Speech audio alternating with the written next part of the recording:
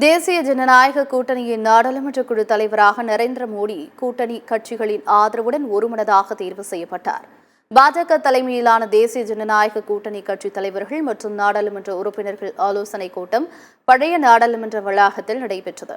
இக்கூட்டத்தில் பாஜக தேசிய தலைவர் ஜே.பி. நட்டா அனைவரையும் வரவேற்று பேசினார். தொடர்ந்து பேசிய பாஜக மூத்த தலைவர் ராஜ்நாத் சிங் தேசிய ஜனநாயக கூட்டணியின் நாடாளுமன்ற குழு தலைவராக மோடியின் பெயரை முன்மொழிந்தார். மோடியை தேர்வு செய்யும் தீர்மானத்தை அமித் ஷா வழிமொழிந்தார்.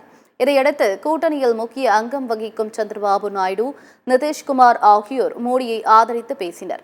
முடிவாக தேசிய ஜனநாயக கூட்டணியின் நாடாளுமன்ற குழு தலைவராக மோடியை தேர்வு செய்யும் தீர்மானம் ஒருமனதாக நிறைவேறியது. இதற்கு நன்றி தெரிவித்து நரேந்திர மோடி உரையாற்றினார். தேசிய ஜனநாயக கூட்டணியின் நாடாளுமன்ற குழு தலைவராக நரேந்திர மோடி தேர்வு செய்யப்பட்டதை தொடர்ந்து பாஜக மூத்த தலைவர் எல்.கே. அத்வானி போன்றவர்களிடம் அவர் வாழ்த்து பெற்றார். முரளி மனோகர் ஜோஷி, முன்னாள் குடியரசுத் தலைவர் ராம்நாத் கோவிந்த் போன்றவர்களின் இல்லத்திற்கு சென்று நரேந்திர மோடி வாழ்த்துக்களை பெற்றுக் கொண்டார்.